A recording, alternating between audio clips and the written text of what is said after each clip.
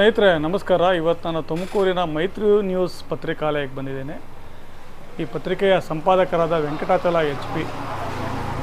ತುಮಕೂರಿನ SITಯ 3ನೇ ಮುಖ್ಯ ರಸ್ತೆಯಲ್ಲಿ ಮೈತ್ರಿ ನ್ಯೂಸ್ ಪತ್ರಿಕೆ ಆಫೀಸ್ ಇದೆ. ಸೊ ಈ ಪತ್ರಿಕೆಯ ಸಂಪಾದಕರು ಸಾಹಿತ್ಯ ಪ್ರಿಯರು ಕೂಡ ಹೌದು. ಭಾಳ ಚಿಕ್ಕ ವಯಸ್ಸಿಂದನೇ ಪತ್ರಿಕೆಗಳ ಕಡೆ ಆಕರ್ಷಿತರಾಗಿ ಪತ್ರಕರ್ತರಾಗಿ ತಮ್ಮ ವೃತ್ತಿಯನ್ನು ಮಾಡ್ತಾ ಇದ್ದಾರೆ.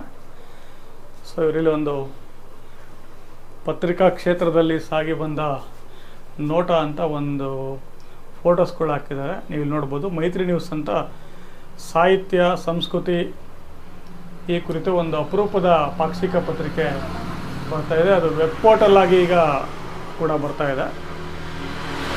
ಈ ಒಂದು ಪತ್ರಿಕೆಯ ಸಂಪಾದಕರಾದ ವೆಂಕಟಾಚಲಯ್ಯ ಸರ್ ಅವ್ರ ಜೊತೆ ಇದ್ದಾರೆ, ನಮ್ಮ ಜೊತೆ ಇದ್ದಾರೆ. ಬನ್ನಿ ಅವ್ರ ಜೊತೆ ಅವರ ಪತ್ರಿಕೆಗೆ ಆಸಕ್ತರಾಗಿ ಪತ್ರಕರ್ತರಾಗಿ ನಡೆದು ಬಂದ ಜೀವನದ ಒಂದು ಪುಟ ಪರಿಚಯವನ್ನು ಮಾಡ್ಕೊಳ್ಳೋಣ. ಸರ್ ನಮಸ್ಕಾರ. ನಮಸ್ಕಾರ ಸರ್. ಸರ್ ನೀವು ಪತ್ರಕರ್ತರಾಗಿ ಇಷ್ಟು ದೂರ ಬಂದಿದ್ದೀರಾ. ಸೊ ನಿಮ್ಮ ಈ ಪಯಣ ಹೇಗಿತ್ತು? ಪತ್ರಿಕೆ ಕಡೆ ನಿಮ್ಮ ಆಕರ್ಷಣೆ ಹೇಗೆ ಬಂದಿದ್ದು? ಸರ್ ನಾನು 1988ರಲ್ಲಿ ತುಮಕೂರಿಗೆ ಓದೋದಕ್ಕೆ ಅಂತ ಬಂದಾಗ ನಾವು ವಿಜ್ಞಾನ ಕಾಲೇಜಲ್ಲಿ ಓದ್ತಾ ಇದ್ವಿ. ಆಗ ನಾವು ಎಲ್ಲ ಮನೆ ಕಡೆ ಬಡತನ ಇದ್ದಿದ್ದರಿಂದ ರೂಮ್ ಬಾಡಿಗೆ ಮತ್ತು ಆ ದಿನದ ಖರ್ಚು ಓದಿನ ಖರ್ಚಿಗೋಸ್ಕರ ಏನಾದರೂ ಒಂದು ಉದ್ಯೋಗ ಮಾಡಬೇಕಾಗಿತ್ತು. ಆ ಸಂದರ್ಭದಲ್ಲಿ ಪ್ರಜಾಪ್ರಗತಿ ಅಂತ ಒಂದು ಪತ್ರಿಕೆ ಪ್ರಾರಂಭ ಆಯಿತು ತುಮಕೂರಲ್ಲಿ. ಆ ಪ್ರಾರಂಭ ಆದಾಗ ಪತ್ರಿಕೆ ವಿತರಣಾಗಾರರಾಗಿ ನಾನು ಸೇರಿಕೊಂಡೆ. ಆ ಸಂದರ್ಭದಲ್ಲೇ ಅಲ್ಲಿದ್ದಂಥ ಒಬ್ಬರು ಮ್ಯಾನೇಜರು, ಇಲ್ಲ ನೀವು ಸುದ್ದಿ ಬರೆಯೋದನ್ನು ಕಲಿಬೇಕು ಅಂತ ಹೇಳಿ ಸುದ್ದಿ ಬರೆಯೋದನ್ನು ಕಲಿಸಿದರು. ಆವಾಗಿಂದಲೇ ನಾನು ಸುದ್ದಿ ಬರೆಯೋದು, ಕವನ ಬರೆಯೋದು. ಆಮೇಲೆ ನಾವೆಲ್ಲ ಲಂಕೇಶ್ ಪತ್ರಿಕೆಯಿಂದ ಪ್ರಭಾವಿತರಾಗಿದ್ದರಿಂದ ಸ್ವಲ್ಪ ಪ್ರಗತಿಪರ ಆಲೋಚನೆಗಳನ್ನು ಇಟ್ಕೊಂಡಂಥವರು. ನಾವು ಯಾವುದೇ ಸಾಹಿತ್ಯದ ಕಾರ್ಯಕ್ರಮ ಆಗಲಿ ಆ ಕಾರ್ಯಕ್ರಮಗಳಲ್ಲಿ ಭಾಗವಹಿಸಿ ಆ ಸುದ್ದಿಗಳನ್ನು ನಾವೇ ಬರೀತಾ ಇದ್ವಿ. ಆಗಿನ ಕಾಲಕ್ಕೇ ನಾವು ಸಮತಾ ವಿದ್ಯಾರ್ಥಿ ಒಕ್ಕೂಟ ಅಂತ ನಾವು ಒಂದು ಒಕ್ಕೂಟವನ್ನು ತುಮಕೂರಿನಲ್ಲಿ ಪ್ರಾರಂಭ ಮಾಡಿ ವಿದ್ಯಾರ್ಥಿ ಚಳುವಳಿಯನ್ನು ಸಹ ಕಟ್ಟಿದಂಥವರು. ಆ ಸಂದರ್ಭದಲ್ಲಿ ನಾವು ಅನಿವಾರ್ಯವಾಗಿ ಪತ್ರಿಕೆಗಳಲ್ಲಿ ನಮ್ಮ ಸುದ್ದಿಗಳನ್ನು ಬರೆಯೋದಕ್ಕೋಸ್ಕರ ನಾವು ಸುದ್ದಿ ಬರೀತಾ ಇದ್ವಿ. ಆ ಸುದ್ದಿಗಳನ್ನು ರಾಜ್ಯ ಮಟ್ಟದ ಪತ್ರಿಕೆಗಳು ಮತ್ತು ಸ್ಥಳೀಯ ಪತ್ರಿಕೆಗಳಲ್ಲಿ ನಾವು ಪ್ರಕಟಣೆಗೆ ಕೊಡ್ತಾಯಿದ್ವಿ. ನಾವು ಏನು ಸುದ್ದಿ ಬರೀತಾ ಇದ್ವಿ ಯಥಾವತ್ತಾಗಿ ಆ ಸುದ್ದಿಗಳನ್ನು ಹಾಕ್ತಾಯಿದ್ರು. ತುಮಕೂರು ವಾರ್ತೆ ರಾಮಣ್ಣನವರು ಒಂದು ಸಲ ಸಿಕ್ಕಿ ನಮ್ಮ ಕಚೇರಿಗೆ ಬನ್ನಿ ಅಂತ ಹೇಳಿದರು. ಹೋದಾಗ ಅವರು ನೋಡು, ಬರೀ ಸುದ್ದಿ ಬರೆಯೋದು ಅಷ್ಟೇ ಮುಖ್ಯ ಅಲ್ಲ, ಪತ್ರಿಕೆಗಳ ಇದು ಪ್ರೂಫ್ ಹಾಕೋದು ಕೂಡ ಬಹಳ ಮುಖ್ಯ. ಯಾಕೆ ಅಂತಂದರೆ ನಾವು ಸುದ್ದಿ ಬರಿಬೋದು, ಆದರೆ ಓದುಗರಿಗೆ ಯಾವುದೇ ತಪ್ಪುಗಳಿಲ್ಲದಂತೆ ನಾವು ಪತ್ರಿಕೆನ ಕಳಿಸ್ಬೇಕು ಅಂತ ಅವರು ಪ್ರೂಫ್ ಹಾಕುವುದನ್ನು ಕಲಿಸಿದರು. ಆ ನಂತರ ನಾನು PUC ಮತ್ತು ಪದವಿಯನ್ನು ಗೌರ್ಮೆಂಟ್ ಸೈನ್ಸ್ ಕಾಲೇಜಲ್ಲೇ ಪಡೆದ ನಂತರ ನಾನು ಅನಿವಾರ್ಯ ಕಾರಣದಿಂದ ನಾನು ವಿದ್ಯಾಭ್ಯಾಸ ಮುಂದುವರ್ಸೋದಕ್ಕೆ ಆಗಲಿಲ್ಲ. 1-2 ವರ್ಷ ಪ್ರಜಾಪ್ರಗತಿಲಿ ಕೆಲಸ ಮಾಡಿದೆ. ಆ ನಂತರ ಒಮ್ಮೆ ಸೊಗಡು ಪತ್ರಿಕೆ ಸಂಪಾದಕರಾದ ಆಗಿನ ಕಾಲಕ್ಕೆ ಶಾಸಕರಾಗಿದ್ದ S ಶಿವಣ್ಣನವರು ಬಂದು, ಬಾರಯ್ಯ ನಮ್ಮ ಪತ್ರಿಕೆಯಲ್ಲಿ ನಿನ್ನ ಉಪಸಂಪಾದಕನಾಗಿ ಮಾಡ್ತೀವಿ ಅಂತ ಕರ್ಕೊಂಡೋಗಿ ನನ್ನ ಉಪಸಂಪಾದಕನಾಗಿ ಮಾಡಿದರು. ಈ ರೀತಿ ನಡೆದು ಬಂದಂಥ ನನ್ನ ಪತ್ರಿಕಾ ಜೀವನ. ನಾನು ಸೊಗಡು ಪತ್ರಿಕೆಯಲ್ಲಿ ಉಪಸಂಪಾದಕ ಆದಮೇಲೆ ನನ್ನದೇ ಆದಂಥ ಒಂದು ಕಾಲಮನ್ನು ನಾನು ಪ್ರಾರಂಭ ಮಾಡಿದೆ. ಆ ಕಾಲಮ್ಮು ತುಂಬ ಫೇಮಸ್ ಆಯಿತು. ಆ ಕಾಲಮ್ಮು ದಿವಸ ಚುಟುಕ ಅಂತ ಒಂದು ಕಾಲಮ್ಮನ್ನು ಬರೀತಾ ಇದ್ದೆ. ಹೆಸರು ಚುಟುಕು ಅಂತ ಓಕೆ ಅಂತ ಬರೀತಾ ಇದ್ವಿ. ಬರೀತಾ ಇದ್ದಾಗ ಅದು ತುಂಬ ಫೇಮಸ್ ಆಯಿತು. ಒಂದು ದಿನ ಬರೀಲಿಲ್ಲ ಅಂತಂದರೆ ತುಂಬ ಓದುಗರು ಕರೆ ಮಾಡಿ ಎಲ್ಲ ಪತ್ರಿಕಾಲಯದಲ್ಲಿ ಕೇಳ್ತಾಯಿದ್ರು. ನಾವು ಒಂದು ಎಥಿಕ್ನ ಇಟ್ಕೊಂಡಿದ್ವಿ, ಸಮಾಜಕ್ಕೆ ನಾವು ಒಳ್ಳೆಯದನ್ನು ಮಾಡಬೇಕು, ಈ ಜಾತಿ ಮತ್ತು ಧರ್ಮ ಇವುಗಳಿಂದ ಆಚೆ ಬರಬೇಕು ಅಂತ ನಾವೆಲ್ಲ ಅಂದ್ಕೊಂಡಿದ್ದಂಥವ್ರು. ಆ ನಿಟ್ಟಿನಲ್ಲೇ ನಾವು ಸಾಕಷ್ಟು ಕೆಲಸವನ್ನು ಮಾಡಿದಂಥವರು. ಈ ಹಿನ್ನೆಲೆಯಲ್ಲಿ ನಾವು ತುಮಕೂರಿನಲ್ಲಿ ನಾವು ಅಂತರ್ಜಾತೀಯಗಳನ್ನು ಸಹ ಮಾಡಿಸಿದ್ದೀವಿ. ಆ ಸೊಗಡು ಪತ್ರಿಕೆಯಲ್ಲಿದ್ದಾಗ ಆದಷ್ಟು ನಾವು ಪ್ರಗತಿಪರರು ಮತ್ತು CPI CPM ಈ ಥರದಂಥ ಸುದ್ದಿಗಳಿಗೆ ಹೆಚ್ಚು ಒತ್ತನ್ನು ಕೊಡ್ತಾ ಇದ್ವಿ. ಆದರೆ ಎಲ್ಲೇ ಸಾಹಿತ್ಯದ ಸಮಾರಂಭಗಳಾಗಲಿ ನಾವು ಹೆಚ್ಚು ಭಾಗವಹಿಸ್ತಾ ಇದ್ವಿ. ನಮಗೆ ಲಂಕೇಶು, ಪೂರ್ಣಚಂದ್ರ ತೇಜಸ್ವಿ, ಆಮೇಲೆ ಚಂಪಾ ಇವರೆಲ್ಲ ನಮಗೆ ಸ್ಫೂರ್ತಿ. ನಾವು ಅವ್ರನ್ನೆಲ್ಲ ಓದ್ಕೊಂಡು ನಾವು ಹೌದು ಸಾಹಿತ್ಯ ಕ್ಷೇತ್ರದಲ್ಲಿ ಇರಬೇಕು ಅಂತ ನಾವು ಭಾಳಷ್ಟು ಪ್ರಯತ್ನ ಪಟ್ಟಂಥವ್ರು.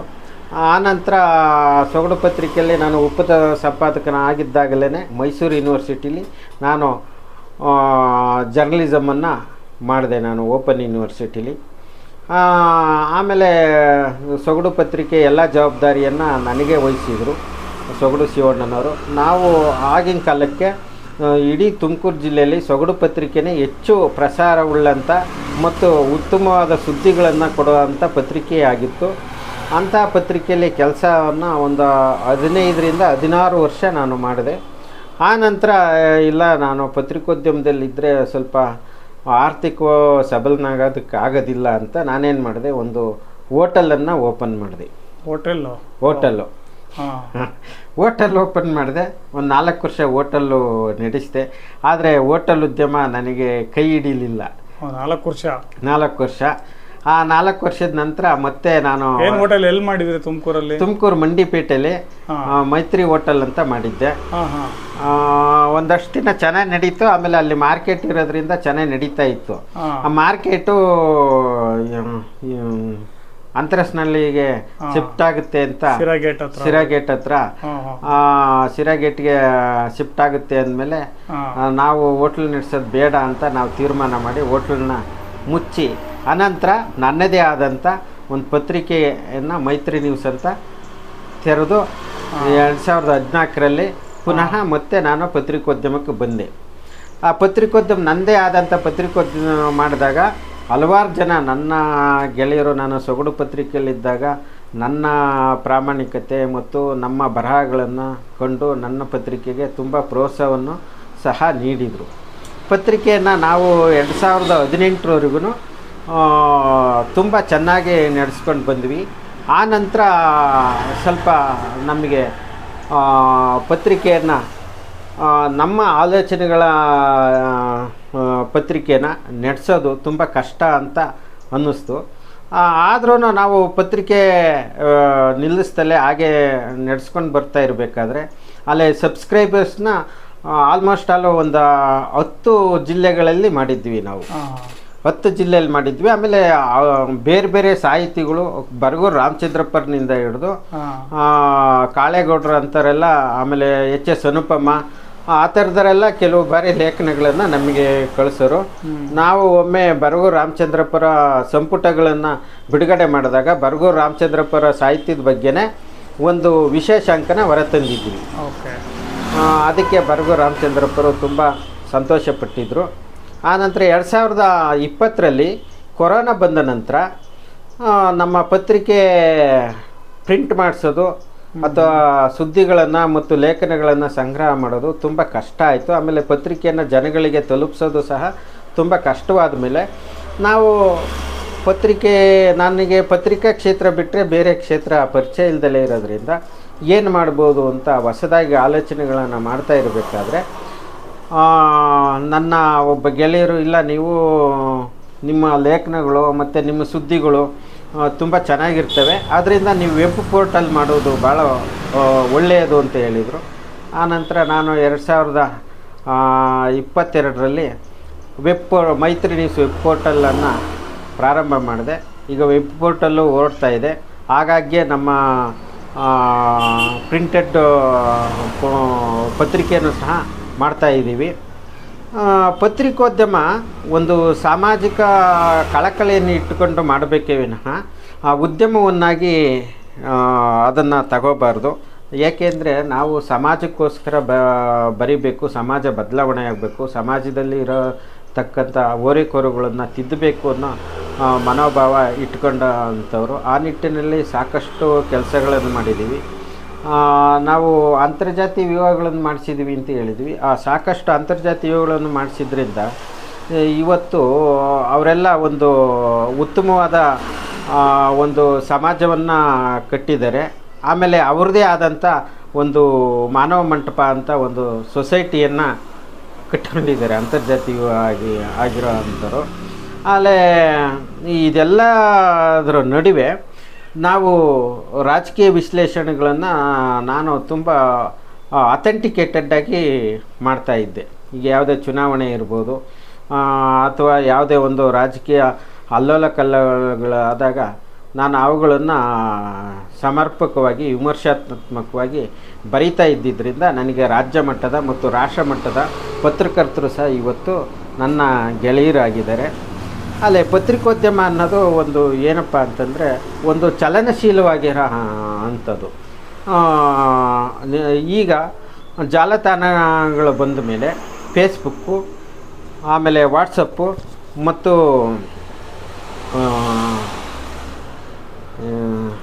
ಯೂಟ್ಯೂಬು ಬಂದ ಮೇಲೆ ಕ್ಷಣ ಮಾತ್ರದಲ್ಲಿ ಸುದ್ದಿಗಳು ಪ್ರಸಾರ ಆಗ್ತಾ ಇದ್ದಾವೆ. ಹೌದು. ಈಗ ಮುದ್ರಣ ಮಾಧ್ಯಮ ಒಂದು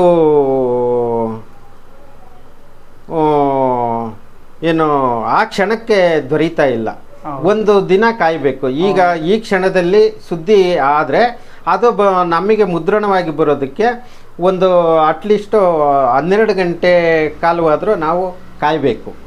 ಆದರೆ ಇಲ್ಲಿ ಒಂದು ಸುದ್ದಿ ಆಯಿತು ಅಂದರೆ ಕ್ಷಣ ಮಾತ್ರದಲ್ಲಿ ಇಡೀ ಪ್ರಪಂಚದಾದ್ಯಂತ ಯೂಟ್ಯೂಬು, ಫೇಸ್ಬುಕ್ಕು ಮತ್ತು ವಾಟ್ಸಪ್ಗಳಲ್ಲಿ ಸುದ್ದಿ ಪ್ರಸಾರವಾಗ್ತದೆ.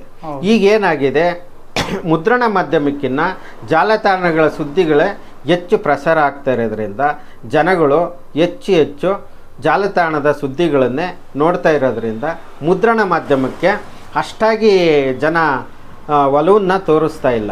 ಅವರು ಸುದ್ದಿ ಓದುವುದಕ್ಕಿನ್ನವ ಸುದ್ದಿಯನ್ನು ನೋಡುವುದಕ್ಕೆ ಹೆಚ್ಚು ಈಗ ಆಸಕ್ತಿಯನ್ನು ತೋರಿಸ್ತಾ ಇದ್ದಾರೆ. ಈ ಹಿನ್ನೆಲೆಯಲ್ಲಿ ಇತ್ತೀಚೆಗೆ ಈಗ ಒಂದು 7-8 ವರ್ಷಗಳಿಂದ ಈಚೆಗೆ ಯೂಟ್ಯೂಬ್ನಂಥ ಚಾನೆಲ್ಗಳಿಗೆ ತುಂಬ ಮಾನ್ಯತೆ ಸಿಕ್ಕಿದೆ. ಯೂಟ್ಯೂಬ್ ಚಾನೆಲ್ಗಳಿಂದಲೇ ಹಲವಾರು ಜನ ಬದುಕನ್ನು ಕಟ್ಕೊಂಡಿದ್ದಾರೆ. ನಾವು ಈ ಹಿನ್ನೆಲೆಯೇ ನಾವು ವೆಬ್ ಪೋರ್ಟಲನ್ನು ಮಾಡಿದ್ದು. ವೆಬ್ ಪೋರ್ಟಲ್ನ ನಾವು ಸುದ್ದಿ ಅಪ್ಲೋಡ್ ಮಾಡಿದರೆ ನಾವು ಅಪ್ಲೋಡ್ ಮಾಡಿದ ಹಲವಾರು ನಿಮಿಷಗಳಲ್ಲೇ ನಾವು ವಿದೇಶಗಳಲ್ಲೂ ಸಹ ನಮ್ಮ ಸುದ್ದಿಯನ್ನು ನೋಡಿರೋದನ್ನು ನಮ್ಮ ವೆಬ್ ಪೋರ್ಟಲ್ ಇದರಲ್ಲಿ ನಾವು ನೋಡ್ಬೋದು. ಈ ಹಿನ್ನೆಲೆಯಲ್ಲಿ ನಾವು ಮುದ್ರಣ ಮಾಧ್ಯಮಕ್ಕಿಂತ ವೆಬ್ ಪೋರ್ಟಲ್ಲು, ಯೂಟ್ಯೂಬು, ಫೇಸ್ಬುಕ್ಕು ಇವು ಹೆಚ್ಚು ಒತ್ತನ್ನು ಕೊಡೋ ಅಂಥ ಮಾಧ್ಯಮಗಳು ಇವತ್ತು ಆಗಿದ್ದಾವೆ. ಪತ್ರಿಕೋದ್ಯಮ ಮತ್ತು ಜಾಲತಾಣ ಇರ್ಬೋದು.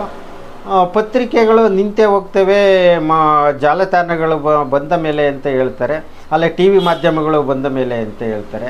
ಆದರೆ ಪತ್ರಿಕೆಗಳನ್ನು ಓದಿದಷ್ಟು ಖುಷಿ ಈ ಜಾಲತಾಣಗಳಲ್ಲಿ ನಾವು ಓದಿದ್ದು ಅಥವಾ ಕೇಳಿದ್ದು ಖುಷಿಯನ್ನು ನಾವು ಅನುಭವಿಸೋದಕ್ಕಾಗೋದಿಲ್ಲ.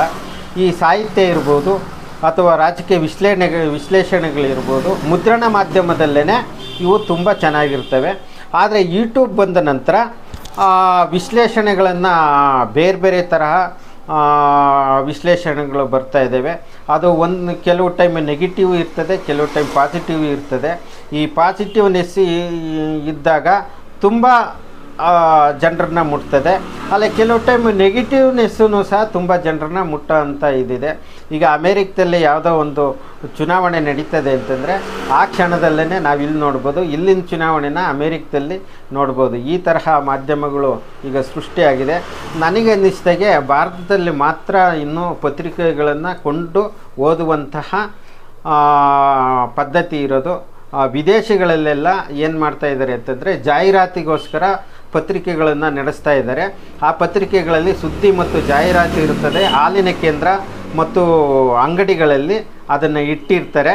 ಅದನ್ನು ಉಚಿತವಾಗಿ ಓದೋರು ತಗೊಂಡೋಗಿ ಓದ್ಬೋದು. ಆ ಥರ ಸ್ಥಿತಿ ಇದೆ. ಅದೇ ಸ್ಥಿತಿ ನಮ್ಮ ಭಾರತದಲ್ಲೂ ಸಹ ಬರ್ಬೋದು ಅನ್ನೋ ನನ್ನ ಇದು. ನಾನು ಪತ್ರಿಕೋದ್ಯಮಕ್ಕೆ ಬಂದು 36 ವರ್ಷಗಳಾಗಿದ್ದರಿಂದ ಪತ್ರಿಕೋದ್ಯಮದಲ್ಲಿ ಭಾಳಷ್ಟು ಬದಲಾವಣೆಯಾಗಿದೆ. ನಾವು ಬಂದಾಗ ಒಂದು ಎಥಿಕ್ಸ್ ಅನ್ನೋದಿತ್ತು ಪತ್ರಿಕೋದ್ಯಮದಲ್ಲಿ. ನಾವು ಅದನ್ನು ಉದ್ಯಮವಾಗಿ ನೋಡಬಾರ್ದು, ಅದನ್ನು ಭ್ರಷ್ಟಾಚಾರ ಮಾಡಬಾರ್ದು, ಒಂದು ಬದ್ಧತೆ ಇರಬೇಕು ಅನ್ನೋದಿತ್ತು. ಆದರೆ ಈಗ ಕಳೆದ 15 ವರ್ಷಗಳಿಂದ ಈಚೆಗೆ ಅದು ಒಂದು ಪತ್ರಕರ್ತರು ಮತ್ತು ಪತ್ರಿಕೋದ್ಯಮ ಅಂತ ಆಗಿದೆ. ಅದು ಒಂದು ಉದ್ಯಮ ಆಗಿ ಇತ್ತೀಚೆಗೆ ಒಂದು ಬೃಹತ್ ಜಾಲವಾಗಿ ಅದು ಬೆಳ್ಕೊಂಡಿದೆ.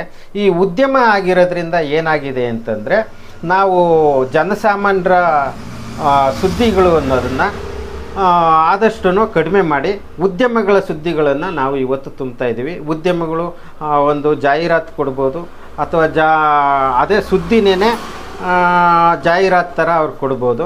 ಇವತ್ತು ಸಹ ನಾವು ಯಾವುದೇ ಪತ್ರಿಕೆ ತೆಗೆದಾಗ ಜಾಹೀರಾತು ಜೊತೆಗೆ ಆ ಉದ್ಯಮಿಯ ಪರಿಚಯ ಅದೇ ಎಲ್ಲ ಇರ್ತದೆ. ಈಗ ಉದ್ಯಮ ಆಗಿದೆ, ಉದ್ಯಮ ಇಲ್ದಲೇ ಪತ್ರಿಕೆಗಳನ್ನು ಈಗ ನಡೆಸೋದಕ್ಕಾಗೋದಿಲ್ಲ ಅನ್ನೋ ಮನೋಭಾವನ ಇವತ್ತು ಬೆಳೆಸ್ಕೊಂಡಿದ್ದಾರೆ.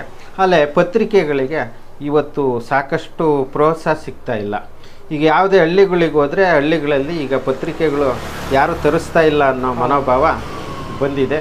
ಈ ಹಿನ್ನೆಲೆಯಲ್ಲಿ ಸಾವಿರಾರು ಸರ್ಕ್ಯುಲೇಷನ್ ಇದ್ದಂಥ ಪತ್ರಿಕೆಗಳು ಸಹ 100, 200 ಈ ಥರ ಬಂದಿದೆ. ಆಮೇಲೆ ಕೆಲವರು ಏನಂದ್ಕೊಂಡಿದ್ದಾರೆ, ನಾನು ಪತ್ರಿಕೋದ್ಯಮಕ್ಕೆ ಬಂದುಬಿಟ್ರೆ ನಾನು ಚೆನ್ನಾಗಿ ದುಡ್ಡು ಮಾಡ್ಬೋದು, ಉದ್ಯಮಿ ಆಗ್ಬೋದು, ಇದಕ್ಕೆ ನನ್ನ ಬರವಣಿಗೆ ಎದುರ್ಕೊಳ್ತಾರೆ ಅನ್ನೋ ಮನೋಭಾವ ಇದೆ. ಆದರೆ ಈಗ ಆ ಮನೋಭಾವ ಇಲ್ಲ, ಯಾರೂ ಸಹ ಎದುರ್ಕೊಳ್ಳೋದಿಲ್ಲ. ಏಕೆ ಅಂತಂದರೆ, ಈಗ ಜಾಲತಾಣಗಳಿರೋದ್ರಿಂದ ಕ್ಷಣ ಮಾತ್ರದಲ್ಲಿ ಸುದ್ದಿ ಮುಟ್ಟೋದ್ರಿಂದ ಸತ್ಯ ಯಾವುದು ಮಿಥ್ಯೆ ಯಾವುದು ಅನ್ನೋದು ಜನ ಅರ್ಥ ಮಾಡ್ಕೊಳ್ತಾ ಇದ್ದಾರೆ. ಆಮೇಲೆ ನಾನು ಪತ್ರಿಕೆ ಮಾಡಿ ನಾನು ಅದರಿಂದ ಜೀವನ ಮಾಡಬಲ್ಲೆ ಅನ್ನೋದು ಇವತ್ತು ಆಗೋದಿಲ್ಲ. ಯಾಕೆ ಅಂತಂದರೆ, ಇವತ್ತು ಎಲ್ಲ ಪತ್ರಿಕಾ ರಂಗದ ಎಲ್ಲ ವಸ್ತುಗಳು ಪೇಪರಿಂದ ಹಿಡಿದು ಪ್ರಿಂಟಿಂಗಿಂದ ಹಿಡಿದು ಎಲ್ಲ ಬೆಲೆ ಏರಿಕೆಯಾಗಿರೋದ್ರಿಂದ ಪತ್ರಿಕೆ ಮಾಡುವುದು ಸಹ ಕಷ್ಟ ಇದೆ. ಈ ಹಿನ್ನೆಲೆಯಲ್ಲಿ ಈ ಜಾಲತಾಣಗಳಿಗೆ ಹೆಚ್ಚು ಒತ್ತು ಕೊಟ್ಟಿದ್ದಾರೆ. ಜಾಲತಾಣದ ಇದಕ್ಕೆ ಈಗ ನಾವು ವೆಬ್ ಪೋರ್ಟಲ್ ಮಾಡಿದರೆ ಒಂದು ವರ್ಷಕ್ಕೆ ಒಂದು ಇಷ್ಟು ಡೊಮೈನಿಗೆ ಮತ್ತು SEO ಆ ಥರದಕ್ಕೆ ಮಾತ್ರ ನಾವು ಖರ್ಚು ಬರ್ತದೆ. ಆದರೆ ಪತ್ರಿಕೆ ಮಾಡಿದಾಗ ನಾವು ಪ್ರತಿದಿನ ಅದಕ್ಕೆ ಖರ್ಚನ್ನು ನಾವು ಹೊಂಚಬೇಕು. ಆಮೇಲೆ ಜಾಹೀರಾತುದಾರರು ಸಹ ಈಗ ಏನು ಹೇಳ್ತಾರೆ ಅಂದರೆ, ನಿನ್ನ ಪತ್ರಿಕೆ ಎಷ್ಟು ಓಡ್ತಾ ಇದೆ, ಎಷ್ಟು ಜನಕ್ಕೆ ರೀಚ್ ಆಗ್ತಾ ಇದೆ ಅಂತಾರೆ. ಆದರೆ ನಮ್ಮ ಜಾಲತಾಣದಲ್ಲಾದರೆ ಆ ಕ್ಷಣಕ್ಕೇ ತಲುಪೋದ್ರಿಂದ ಕೆಲವರು ಈಗ ಏನು ಮಾಡ್ತಾಯಿದ್ದಾರೆ, ಜಾಲತಾಣಗಳಲ್ಲೇ ಜಾಹೀರಾತುಗಳನ್ನು ಕೊಡ್ತಾ ಇದ್ದಾರೆ. ಪತ್ರಿಕೆಗಳಲ್ಲಿ ಜಾಹೀರಾತು ಬಂದರೆ ತಲುಪೋದು ಸಹ ಕಮ್ಮಿ ಆಗುತ್ತೆ ಅನ್ನೋ ಮನೋಭಾವ ಇದೆ. ಆಮೇಲೆ ಪತ್ರಿಕೆ ಅಂತಂದರೆ ಒಂದು ಯಾವುದೇ ಒಂದು ರಾಜಕೀಯ ಅಥವಾ ಒಬ್ಬ ಉದ್ಯಮಿಯ ಕೈಗೊಂಬೆಯಾಗಿರಬಾರ್ದು. ಅದು ಸಮಾಜದ ಸುಧಾರಣೆಯ ಪತ್ರಿಕೆಗಳಾಗಿರಬೇಕು. ಆ ಥರದ್ದಕ್ಕೆ ಇನ್ನೂ ಸ್ವಲ್ಪ ಉಳಿವಿದೆ ಅಂತ ಹೇಳ್ಬೋದು. ಈಗೆಲ್ಲ ಮಾರುಕಟ್ಟೆಗಳಲ್ಲಿ ಹೇಗೆ ಷೇರುಪೇಟೆ ದರ ಏರ್ತಾ ಇದೆ, ಅದೇ ರೀತಿ ಬೆಲೆ ಸಹ ಏರ್ತಾ ಇರೋದ್ರಿಂದ ಪೇಪರು ನಡೆಸುವುದು ಸಹ ಕಷ್ಟ ಆಗಿದೆ. ರಾಜ್ಯ ಮಟ್ಟದ ಪತ್ರಿಕೆಗಳು ಸಹ ಜಾಹೀರಾತುಗಳಿಂದಲೇ ನಡೀತಾ ಇರೋದ್ರಿಂದ ಸದ್ಯದಲ್ಲಿ ಅವು ಕೆಲವು ಉದ್ಯಮಗಳನ್ನು ಸಹ ಮಾಡ್ತಾ ಇರೋದ್ರಿಂದ ಅವು ನಡೀತಾ ಇದ್ದಾವೆ. ಆದರೆ ಸ್ಥಳೀಯ ಪತ್ರಿಕೆಗಳನ್ನು ನಡೆಸೋದು ತುಂಬ ಕಷ್ಟ. ಈ ಹಿನ್ನೆಲೆಯಲ್ಲಿ ನಾವು ನಮ್ಮ ಮೈತ್ರಿ ನ್ಯೂಸ್ ವೆಬ್ ನ್ಯೂಸ್ ಅಂತ ಮಾಡಿಕೊಂಡು ವೆಬ್ ಪೋರ್ಟಲ್ ಮುಖಾಂತರ ಸುದ್ದಿಯನ್ನು ಕೊಡ್ತಾ ಇದ್ದೀವಿ. ಆಮೇಲೆ ಯೂಟ್ಯೂಬ್ ಚಾನಲ್ ಇದೆಯಾ? ಯೂಟ್ಯೂಬ್ ಚಾನಲ್ಲು ಇದೆ. ಯೂಟ್ಯೂಬ್ ಚಾನಲನ್ನು ಸಹ ಮೈತ್ರಿ ನ್ಯೂಸ್ ಅಂತಲೇ ಮಾಡ್ಕೊಂಡಿದ್ದೀವಿ. ಯೂಟ್ಯೂಬ್ ಚಾನಲ್ಗಿನ್ನ ನಾವು ವೆಬ್ಬು ನ್ಯೂಸನ್ನು ಜಾಸ್ತಿ ಅಪ್ಲೋಡ್ ಮಾಡ್ತೀವಿ. ಆಮೇಲೆ ಇದರಿಂದ ನಾವು ಜೀವನ ರೂಪಿಸ್ಕೊಳ್ತೀವಿ ಅನ್ನೋದಕ್ಕಿಂತ ಒಂದು ಸಮಾಜಕ್ಕೆ ಒಂದು ಒಳ್ಳೆಯದನ್ನು ಮಾಡ್ಬೋದು. ನಾನು ನನ್ನ ಜೀವನಕ್ಕೋಸ್ಕರ ಜೆರಾಕ್ಸು ಮತ್ತು ಪ್ರಿಂಟಿಂಗು ಎಲ್ಲ ಇಟ್ಕೊಂಡಿದ್ದೀವಿ. ಸರ್, ನಿಮ್ಮ ಮೈತ್ರಿ ನ್ಯೂಸ್ ಆಫೀಸಲ್ಲಿ ಜೆರಾಕ್ಸು ಮತ್ತು ಪ್ರಿಂಟಿಂಗು ಇದು ಕೂಡ ಇದೆ? ಹೌದು, ಫೆಸಿಲಿಟಿ ಇದೆ. ಏನೋ ಬಸವೇಶ್ವರ ಪ್ರಿಂಟರ್ಸ್ ಅಂತ ಮಾಡ್ಕೊಂಡಿದ್ದೀರಾ? ಹೌದು, ಬಸವೇಶ್ವರ ಪ್ರಿಂಟರ್ಸ್ ಅಂತ ಮಾಡ್ಕೊಂಡಿದ್ದೀವಿ. ಬೋರ್ಡ್ ಕೆಳಗಡೆ ಪ್ರಿಂಟಿಂಗು ಸಹ ಇದೆ, ಆಮೇಲೆ ಟೈಪಿಂಗು ಇದೆ. ಓಕೆ. ನೀವು ವೆಬ್ ಪೋರ್ಟಲ್ ಮಾಡಿದ್ದೀರಲ್ಲ, ಅದರಿಂದ ಯಾವುದು ನಿಮಗೆ ಇನ್ಕಮ್ ಬರಲ್ವಾ? ಈಗ ಆಡ್ಗಳೆಲ್ಲ ಬರುತ್ತಲ್ವ ವೆಬ್ಸೈಟಲ್ಲಿ? ವೆಬ್ಸೈಟಲ್ಲೆಲ್ಲ ಗೂಗಲ್ ಆಡ್ಸಿಂದ ಬರ್ತಾ ಇದೆ. ಆಮೇಲೆ ಕೆಲವರು ನಿಮ್ಮ ಪತ್ರಿಕೆ ಪ್ರಿಂಟ್ ಆಗ್ತಾ ಇದೆಯಾ ಅಂತ ಕೇಳ್ತಾರೆ. ಹಾಂ ಕೆಲವು ಟೈಮ್ ತರಂಗಿದ್ರೆ ನಾವು ಹ್ಞೂ ಸರ್ ಆಗ್ತಾ ಇದೆ ಅಂದ್ರೆ ಜಾಹೀರಾತು ಕೊಡ್ತಾರೆ. ಆಮೇಲೆ ಕೆಲವರೆಲ್ಲ ಇತ್ತೀಚಿನ ಇವರೆಲ್ಲ ಏನು ಮಾಡ್ತಾರೆ ಅಂದರೆ ಸರ್ ವೆಬ್ ಪೋರ್ಟಲ್ಗೆ ನಮ್ಮ ಜಾಹೀರಾತು ಹಾಕಿ ಸರ್ ಅಂತ ಹೇಳ್ತಾರೆ. ಈಗ ಸದ್ಯಕ್ಕೆ ನಾವು ಶೇಷಾದ್ರಿಪುರಂ ಕಾಲೇಜ್ನ ಜಾಹೀರಾತನ್ನ ಹಾಕ್ತಾ ಇದ್ದೀವಿ. ಆಮೇಲೆ ಯಲ್ಲಾಪುರದ ಒಂದು ಶಾಲೆ ವನಿತಾ ವಿದ್ಯಾಕೇಂದ್ರ ಅಂತ ಆ ಶಾಲೆ ಜಾಹೀರಾತು ಹಾಕ್ತಾ ಇದ್ದೀವಿ. ಹಾಗಾಗಿ ಬೇರೆ ಬೇರೆ ಸಭೆ ಸಮಾರಂಭ ನಡೆದಂಥ ಸಂದರ್ಭದಲ್ಲಿ ಸರ್ ನಮ್ಮದೊಂದು ಜಾಹೀರಾತು ಹಾಕಿ ಸರ್ ನಿಮ್ಮ ವೆಬ್ ಪೋರ್ಟಲ್ಗೆ ಬೇಗ ರೀಚ್ ಆಗ್ತದೆ ಅಂತ ಹೇಳ್ತಾ ಇದ್ದಾರೆ. ಸೊ ಆ ಮೂಲಕ ಜಾಹೀರಾತುದಾರರು ವೆಬ್ ಪತ್ರಿಕೆಗೆ ಬರ್ತಾ ಇದ್ದಾರೆ. ಸೊ ಗೂಗಲ್ ಆ್ಯಡ್ ರೆವಿನ್ಯೂ ಜಾಸ್ತಿ ಇದೆಯಾ ಕಮ್ಮಿ ಇದೆಯಾ ಸರ್? ಯಾವ ಥರ ಇದೆ? ಎಲ್ಲ ಹೇಳ್ತಾರೆ ವೆಬ್ಸೈಟ್ ಮಾಡಿ ದುಡ್ಡು ಅರ್ನ್ ಮಾಡಿಬಿಡ್ಬೋದು ಅಂತ.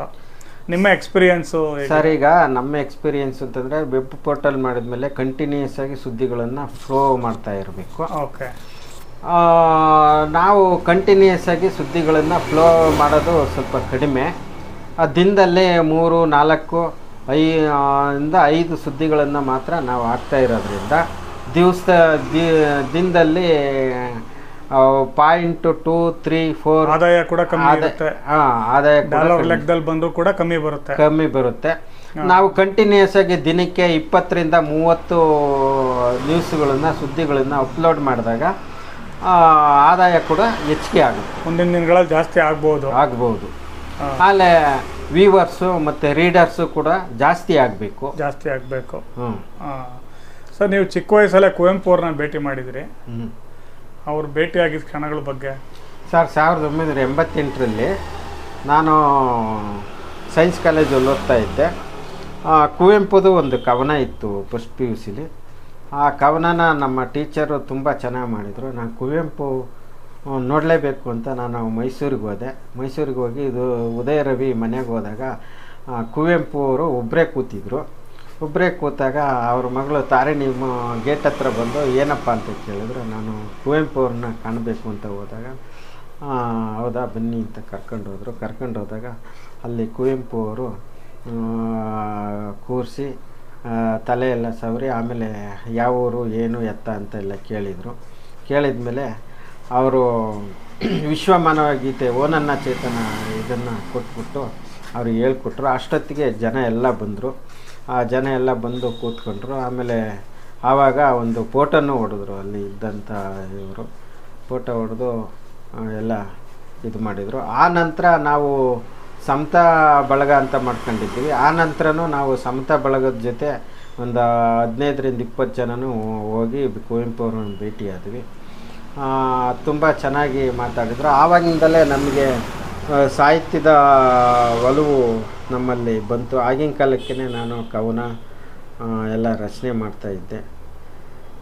ಈ ರೀತಿ ಕುವೆಂಪು ಅವರ ಪ್ರಭಾವ ನಮಗೆ ಬೀರ್ತು. ಅದೇ ರೀತಿ ನಾವು ಪೂರ್ಣಚಂದ್ರ ತೇಜಸ್ವಿಯವ್ರನ್ನೂ ಸಹ ನಮ್ಮ ಡಿಗ್ರಿ ಕಾಲೇಜಿಗೆ ಒಮ್ಮೆ ಕರೆಯೋದಕ್ಕೆ ಹೋದಾಗ ಅವರು ನಮಗೆ ತುಂಬ ಬೈದರು. ಏನ್ರಿ ನಾನು ಬಂದು ಭಾಷಣ ಮಾಡಿದ ತಕ್ಷಣ ಅಲ್ಲೇ ಬದಲಾವಣೆ ಆಗ್ತದ, ನೀವು ಓದುವಂತಹ ವಿದ್ಯಾರ್ಥಿಗಳು ಓದಬೇಕು, ಚೆನ್ನಾಗಿ ಓದಿ, ಈ ಪುಂಡಾಟಿಕೆ ಅವು ಇವು ಎಲ್ಲ ಮಾಡಬಾರ್ದು, ಚೆನ್ನಾಗಿ ಓದಿ ನಿಮ್ಮ ಜೀವನ ರೂಪಿಸ್ಕೊಳ್ಳಿ. ನಾನು ಯಾವ ಕಾಲೇಜಿಗೂ ಎಲ್ಲಿಗೂ ಬಂದು ಭಾಷಣ ಮಾಡೋದಿಲ್ಲ, ನಾನು ಭಾಷಣಗಾರ ಅಲ್ಲ ಅಂತ ಹೇಳಿ ನಮಗೆ ಅವ್ರ ಮನೆಯಲ್ಲೇ ಊಟ ಕೊಟ್ಟು ಕಳಿಸಿದರು ನಮ್ಮನ್ನು. ಬೇರೆ ಇನ್ಯಾವ ಸಾಹಿತ್ಯಗಳನ್ನ ಹಿರಿಯ ಪತ್ರಕರ್ತನ ಭೇಟಿಯಾಗಿದ್ದೀರಾ? ನಾನು ಆಗಿನ ಕಾಲದಲ್ಲೇ ಲಂಕೇಶ್ ಅವ್ರನ್ನ ಭೇಟಿಯಾಗಿ ಕೆಲವು ಕಾಲ ಕೆಲವು ರಾಜಕೀಯ ಸುದ್ದಿಗಳನ್ನು ಸಹ ಅವ್ರಿಗೆ ಕಳಿಸಿದ್ದೆ. ಅದರಲ್ಲಿ 2 ಮಾತ್ರ ರಾಜಕೀಯ ವಿಶ್ಲೇಷಣೆಗಳು ಲಂಕೇಶ್ ಪತ್ರಿಕೆಯಲ್ಲಿ ಪ್ರಕಟ ಆಗಿದ್ದವು. 90ರಿಂದ 92 ಇರ್ಬೋದು. ಆನಂತರ ಎಸ್ ಟಿ ಸಿದ್ದರಾಮಯ್ಯ, ಬರಗೂರು ಅವರೆಲ್ಲ ನಮ್ಮ ಒಡನಾಡಿಗಳೇ ಆಗಿದ್ದಾರೆ. ಈಗೂ ಬರಗೂರು, ಎಸ್ ಟಿ ಸಿದ್ದರಾಮಯ್ಯ ಅವರೆಲ್ಲ ನಮ್ಮ ಒಡನಾಡಿಗಳು. ನಮ್ಮ ಜೊತೆ ಎಲ್ಲ ಮಾತಾಡ್ತಿರ್ತಾರೆ, ಸಭೆ ಸಮಾರಂಭಗಳಿಗೆ ಬರ್ತಾ ಇರ್ತಾರೆ. ನನ್ನದೇ ಆದಂಥ ರಂಗಸ್ವಾಮಿ ಬೆಲ್ಲದ ನೋಡು ಪುಸ್ತಕ ತಂದಾಗ ಬರಗೂರು ರಾಮಚಂದ್ರಪ್ಪ ಅವ್ರಿಗೆ ಒಂದು ಪುಸ್ತಕ ಬಿಡುಗಡೆ ಮಾಡಿದರು. ಈ ರೀತಿ ಎಲ್ಲ. ಆಮೇಲೆ ಪತ್ರಕರ್ತರಾದ ದಿನೇಶ್ ಎಮ್ಮಿನಮಟ್ಟು ಅವರೆಲ್ಲ ನಾವು ತುಮಕೂರಲ್ಲೆಲ್ಲ ಜೊತೇಲಿ ಕೆಲಸ ಮಾಡಿದರು. ಅವರು ನಮ್ಮ ಪತ್ರಿಕಾ ವಾರ್ಷಿಕೋತ್ಸವಕ್ಕೂ ಸಹ ಬಂದು ನಮ್ಮ ಪತ್ರಿಕೆ ಬಿಡುಗಡೆ ಮಾಡಿದರು. ಇವತ್ತಿಗೂ ಕೂಡ ನಮ್ಮ ಜೊತೆ ಮಾತಾಡ್ತಾ ಇರ್ತಾರೆ. ಸರ್, ಈ ಪತ್ರಿಕರ್ತನಾಗ್ತೀನಿ ಅಂತ ಬರೋ ಯುವಕರಿಗೆ, ಯುವ ಮನಸ್ಸುಗಳಿಗೆ, ಆ ಯುವತಿಯರು ಆಗಿರ್ಬೋದು, ಅವ್ರಿಗೆ ನಿಮ್ಮ ಮಾತು ಏನು ಹೇಳಕ್ಕೆ ಇಷ್ಟಪಡ್ತೀರಾ? ಯಾಕಂದರೆ ಇವತ್ತು ಪತ್ರಿಕರ್ತ ಅನ್ನೋದು ವೃತ್ತಿಗಿನ್ನ ಪತ್ರಿಕೋದ್ಯಮ ಆಗಿ ಬೆಳಗ್ಗೆ ಬಂದ್ಬಿಟ್ಟಿದೆ. ಸೊ ಅವ್ರಿಗೆ ಏನು ಹೇಳಕ್ಕೆ ಇಷ್ಟಪಡ್ತೀರಾ? ಪತ್ರಕರ್ತರಾಗಿ ಬರತಕ್ಕಂಥ ಯುವಕರಿಗೆ ನಾನು ಹೇಳೋದು ಇಷ್ಟಪಡೋದೇನಪ್ಪ ಅಂತಂದರೆ, ಮೊದಲನೇದಾಗಿ ಚೆನ್ನಾಗಿ ಭಾಷೆಯನ್ನು ಬರೆಯೋಕ್ಕೆ ಓದೋದಕ್ಕೆ ಬರಬೇಕು. ಅಲ್ಲೇ ಸಾಹಿತ್ಯನ ಚೆನ್ನಾಗಿ ಓದ್ಕೋಬೇಕು, ಪುಸ್ತಕಗಳು ಓದಬೇಕು. ಆಮೇಲೆ ನಾನು ಪತ್ರಕರ್ತ ಆಗಲೇಬೇಕು ಅಂತಂದರೆ ಪತ್ರಿಕೋದ್ಯಮದಲ್ಲಿ ಅವರು ಡಿಗ್ರಿ ಮತ್ತು MA ಮಾಡೋದು ಭಾಳ ಒಳ್ಳೆಯದು. ಏಕೆ ಅಂತಂದರೆ ಈಗ ಹೊಸ ಟೆಕ್ನಾಲಜಿ ಬಂದಿರೋದ್ರಿಂದ ಹೊಸ ಟೆಕ್ನಾಲಜಿಗೆ ಯುವಕರು ಹೊಂದ್ಕೋಬೇಕು. ಆಮೇಲೆ ನಾನು ಪತ್ರಕರ್ತನ ಆದ ಕೂಡಲೇ ನಾನು ಉದ್ಯಮಿ ಆಗ್ಬೋದು ಅಂತ ಅಂದ್ಕೊಳ್ಳೋದು ಭಾಳ ತಪ್ಪು ಕಲ್ಪನೆ. ಏಕೆ ಅಂತಂದರೆ ಪತ್ರಕರ್ತ ಒಬ್ಬ ಉದ್ಯಮಿ ಆಗೋದಕ್ಕಾಗೋದಿಲ್ಲ. ಏಕೆಂದರೆ ಈಗ ಪತ್ರಿಕೆಗಳನ್ನು ಉದ್ಯಮಿಗಳು ನಡೆಸ್ತಾರೆ, ಅಲ್ಲಿ ವರದಿಗಾರರು ಸಂಪಾದಕರು ಅಂತ ಇರ್ತಾರೆ, ಅವ್ರು ಉದ್ಯಮಿ ಆಗೋದಕ್ಕಾಗೋದಿಲ್ಲ. ನಾ ಪತ್ರಕರ್ತನ ಆದ ಕೂಡಲೇ ನನಗೆ ಜನ ಬೆಲೆ ಕೊಡ್ತಾರೆ, ಎದುರ್ಕೊಳ್ತಾರೆ ಅನ್ನೋವಂಥ ಕಾಲ ಈಗ ಹೊರಟೋಗಿದೆ. ಆ ಥರದ್ದು ಯಾವುದೂ ಈಗಿಲ್ಲ. ಆಮೇಲೆ ಭ್ರಷ್ಟಾಚಾರ ನಾನು ನಿಗ್ರಹ ಮಾಡಿಬಿಡ್ತೀನಿ ಅಂತ ಹೇಳಿ ಪತ್ರಕರ್ತರು, ಈಗಿನ ಯುವ ಪತ್ರಕರ್ತರು ತಾವೇ ಭ್ರಷ್ಟಾಚಾರಿಗಳಾಗೋದು, ಆ ಥರದ್ದೆಲ್ಲ ನಡೀತಾ ಇದೆ. ಪತ್ರಕರ್ತರು ಆಗಕ್ಕೆ ಬರೋಂಥ ಯುವತಿಯರು ಇರ್ಬೋದು, ಅವರು ಈಗ ಏನು ಮಾಡ್ಬೋದು ಅಂತಂದರೆ ಯೂಟ್ಯೂಬು, ವೆಬ್ಸೈಟು, ಆಮೇಲೆ TV ಚಾನಲ್ಗಳು ಇರೋದ್ರಿಂದ ಅವರಿಗೆ ಅವಕಾಶಗಳಿರ್ತವೆ. ಆ ಅವಕಾಶಗಳನ್ನು ಕೆಲವೇ ವರ್ಷಗಳು ಮಾತ್ರ ಅವರು ಬಳಸ್ಕೊಳ್ಳೋದ್ರಿಂದ ಮುಂದಿನ ದಿನಗಳಲ್ಲಿ ಅವರು ಏನು ಉದ್ಯೋಗ ಮಾಡಬೇಕು?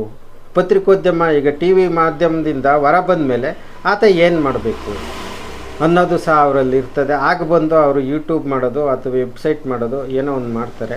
ಆದರೆ ಅದು ಜನರಿಗೆ ರೀಚ್ ಆಗದಿದ್ದರೆ, ಜನರು ಓದೋ ಅಂಥ ನೋಡೋ ಅಂಥ ಸುದ್ದಿಗಳನ್ನು ಕೊಡದಿದ್ದರೆ ಫೇಲ್ಯೂರ್ ಆಗಿ ಸಫರ್ ಪಡುವಂಥ ಇದು ಇರ್ತದೆ. ಆ ಹಿನ್ನೆಲೆಯಲ್ಲಿ ಪತ್ರಕರ್ತರಾಗಂಥ ಯುವತಿಯರು ಆದಷ್ಟು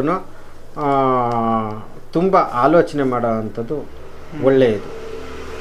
ಸರ್, ನೀವು ಹೈಯರ್ ಸ್ಟಡೀಸ್ ಮಾಡಿದ್ದೀರ ಜರ್ನಲಿಸಮಲ್ಲಿ, ಎಲ್ಲೋ ಉಪನ್ಯಾಸಕ ವೃತ್ತಿ ಆ ಥರ ಎಲ್ಲೋ ಪ್ರಯತ್ನ ಮಾಡಲಿಲ್ವಾ? ಕಾಲೇಜ್ಗಳಿಗೆಲ್ಲ ಸೆಮಿನಾರ್ ಕೊಡೋಕ್ಕೆ ಏನಾದರೂ ಹೋಗಿದ್ರಾ? ಇಲ್ಲ, ನನಗೆ ಒಂದು ಏನಿತ್ತು ಅಂತಂದರೆ ಪತ್ರಿಕೋದ್ಯಮ ನಮಗೆ ಅವಕಾಶ ಇದ್ರೂ ನಾವೆಲ್ಲ ಡಿಗ್ರಿಲಿ ಓದಬೇಕಾದ್ರೆ ನಾವೆಲ್ಲ ಪ್ರೊಫೆಸರ್ ಆಗ್ತೀವಿ ಅಂತ ಅಂದ್ಕೊಂಡಿದ್ರು ನಮ್ಮ ಲೆಕ್ಚರರ್ಸ್ ಎಲ್ಲ. ನಾವೊಂದು ಸ್ವಲ್ಪ ಪತ್ರಿಕೋದ್ಯಮಕ್ಕೆ ಬಂದಿದ್ದರಿಂದ ನಾವು ಆಗಿನ ಕಾಲಕ್ಕೆ, ಈಗ 90ನೇ ಇಸ್ವಿಲೇ ನಾವು ಬಂದಂಥವ್ರು, 90ರ ದಶಕದಲ್ಲಿ ಬಂದಂಥವ್ರು. ಆಗಿನ ಕಾಲಕ್ಕೆ ನಮಗೇನಿತ್ತು ಅಂತಂದರೆ, ನಾವು ಸಮಾಜ ಬದಲಾವಣೆ ಮಾಡ್ಬೋದು ಅನ್ನೋ ಒಂದು ಕಾನ್ಸೆಪ್ಟು ನಮ್ಮಲ್ಲಿತ್ತು. ಆಮೇಲೆ ನಮಗೆ ತುಂಬ ಗೌರವ ಸಿಗ್ತಾ ಇತ್ತು ಆ ದಶಕದಲ್ಲಿ, 90ರ ದಶಕದಲ್ಲಿ. ಒಬ್ಬ ಪತ್ರಕರ್ತ ಅಂತಂದರೆ ಒಬ್ಬ ಮಂತ್ರಿಯಿಂದ ಹಿಡಿದು, ಒಬ್ಬ DC ಇಂದ ಹಿಡಿದು, ಎಲ್ಲ SP ಇಂದ ಹಿಡಿದು ಎಲ್ಲರನ್ನೂ ನಮ್ಮನ್ನು ಗೌರವಯುತವಾಗಿ ಕಾಣ್ತಾ ಇದ್ದರು, ಮಾತಾಡಿಸ್ತಾ ಇದ್ದರು. ಅವ್ರ ಜೊತೆ ಎಲ್ಲ ನಮ್ಮ ಯಾವುದೇ ಸುದ್ದಿಗೆ ಬೇಕಾದಂಥ ನಮ್ಮ ಸುದ್ದಿನ ನಾವು ತಗೊಳ್ತಾ ಇದ್ವಿ. ಆ ನಂತರದ ಕಾಲದಲ್ಲಿ ಅದು ಬದಲಾವಣೆ ಆಯಿತು. ಈಗ ಆ ಥರದ ಬಾಂಧವ್ಯ ಆಗಲಿ ಇನ್ನೊಂದಾಗಲಿ ಇಲ್ಲ. ಈಗ ಪತ್ರಕರ್ತರು ಅಂದ್ರೇ ಈಗ ಎಲ್ಲರೂ ದೂರ ಹೋಗೋವಂಥ ಕಾಲ ಬಂದಿದೆ.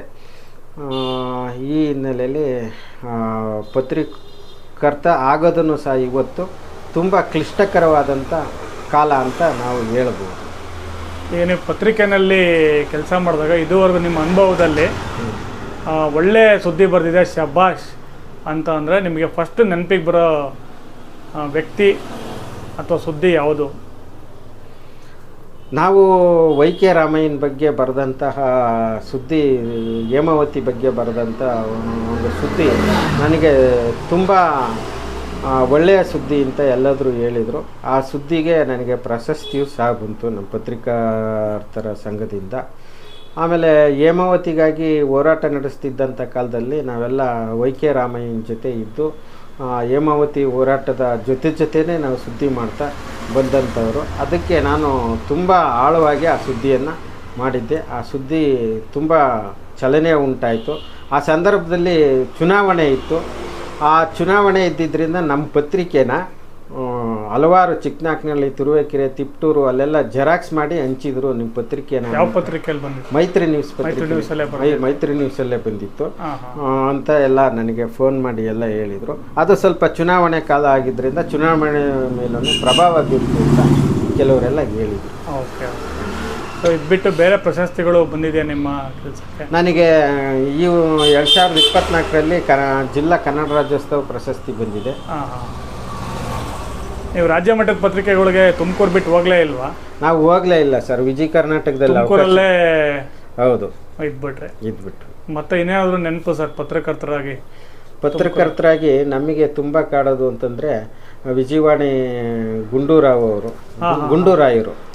ಅವ್ರ ಜೊತೆ ಒಡನಾಟ ಇತ್ತಾ ನಿಮಗೆ? ಅಂದರೆ ನಾನು ಸ್ಟೂಡೆಂಟ್ ಲೈಫಲ್ಲಿ ನಾನು ಅಲ್ಲಿ ಹೋಗ್ತಾ ಇದ್ದೆ, MG ರೋಡಲ್ಲಿತ್ತು, ಅಲ್ಲಿ ಹೋಗ್ತಾ ಇದ್ದೆ. ಅವರು ನಮ್ಮ ಹಾಸ್ಟೆಲಲ್ಲಿ ಈಗ ಕರೆದಾಗ ಮುಖ್ಯ ಅತಿಥಿಗಳಾಗಿ ಬಂದಿದ್ದರು. ಆನಂತರ ಅವ್ರ ಮಗ ವೆಂಕಟೇಶ್ ಮೂರ್ತಿ ಅಂತ ಇದ್ದರು, ಅವರು ವಿಜಯವಾಣಿ ನಡೆಸ್ತಾ ಇದ್ದರು. ಆಗೆಲ್ಲ ನಾವೆಲ್ಲ ಜೊತೆಯಲ್ಲೆಲ್ಲ ಕೆಲಸ ಮಾಡಿದ್ದೀವಿ. ನಾವು ತುಂಬ ಸಂಘದಲ್ಲಿ ನಿರ್ದೇಶಕನಾಗಿ ತುಂಬ ಕೆಲಸ ಮಾಡಿದ್ವಿ. ಪತ್ರಕರ್ತರು ಭಾಳ ಸಂಕಷ್ಟದಲ್ಲಿರ್ತಾರೆ ಅಂತ ಒಂದು ಸೊಸೈಟಿಯನ್ನು ಸ್ಥಾಪನೆ ಮಾಡಬೇಕು ಅಂತ ಕಾರ್ಯನಿರತ ಪತ್ರಕರ್ತರ ಸಹಕಾರ ಸಂಘ ಅಂತಲೂ ಒಂದು ಮಾಡೋದಕ್ಕೆ ಆಗಿನ ನಾನು ಇದ್ದಂಥ ಕಾಲದಲ್ಲೇ ಅದನ್ನು ಪ್ರಪೋಸ್ ಮಾಡಲಾಗಿತ್ತು. ಆನಂತರ ಆ ಸೊಸೈಟಿನೂ ಸಹ ಮಾಡಿದ್ದೀವಿ. ಆಮೇಲೆ ಆಗಿನ ಕಾಲಕ್ಕೆ ಕ್ರೀಡಾಕೂಟ ದೊಡ್ಡದಾಗಿ ಕ್ರೀಡಾಕೂಟಗಳನ್ನ ಮಾಡಿದ್ವಿ. ಇತ್ತೀಚೆಗೂ ಕೂಡ ಮಾಡ್ತಾಯಿದ್ದಾರೆ. ಆಮೇಲೆ ಇತ್ತೀಚೆಗೆ ಜನವರಿಯಲ್ಲಿ 2025 ಜನವರಿಯಲ್ಲಿ ತುಮಕೂರಲ್ಲೇ ರಾಜ್ಯ ಮಟ್ಟದ ಕಾರ್ಯನಿರತ ಪತ್ರಕರ್ತರ ಸಮ್ಮೇಳನ ನಡೀತು. ಅದು ಕೂಡ ಯಶಸ್ವಿ ಆಯಿತು. ನನಗೆ ತುಂಬ ಕಾಡೋದು ಅಂತಂದರೆ ತುಮಕೂರು ಪತ್ರಕರ್ತರು ಬಾಗಲೋಡಿ ಅಂತ ಇಂಡಿಯನ್ ಎಕ್ಸ್ಪ್ರೆಸ್ಸಲ್ಲಿದ್ದರು. ಅವರು ತುಂಬ ನಾವು ಯೂತ್ಸ್ ಆಗಿರೋದ್ರಿಂದ, ನಾವು ಹೊಸದಾಗಿ ಬಂದಿದ್ದರಿಂದ ನಮಗೆಲ್ಲ ತುಂಬ ಎನ್ಕರೇಜ್ ಕೊಡೋರು. ನೋಡ್ರಪ್ಪ, ತುಂಬ ಚೆನ್ನಾಗಿ ನೀವು ಬರೀಬೇಕು, ಸುದ್ದಿಗಳನ್ನು ಜನಗಳಿಗೆ ಮುಟ್ಟಬೇಕು, ಆವಾಗ ಮಾತ್ರ ನೀವು ಪತ್ರಿಕೋದ್ಯಮದಲ್ಲಿ ಇರೋದಕ್ಕೆ ಸಾಧ್ಯ ಅಂತ ಹೇಳೋರು. ಆನಂತರ ದಿನೇಶ್ ಅಮೀನ್ ಮಠ ಅವ್ರು ಬಂದರು. ಅವರು ತುಂಬ ನಮಗೆ ಎನ್ಕರೇಜ್ ಕೊಟ್ಟು ನಮ್ಮನ್ನೆಲ್ಲ ಬೆಳೆಸಿದರು. ಸರಿ ಸರ್, ನಿಮ್ಮ ಅನುಭವ ನಮ್ಮ ಜೊತೆ ಎಲ್ಲ ಹಂಚ್ಕೊಂಡಿದ್ದೀರಾ. ನನಗೆ ತುಂಬ ಹೃದಯದ ಧನ್ಯವಾದಗಳು ಸರ್. ತುಂಬ ಧನ್ಯವಾದಗಳು ಸರ್.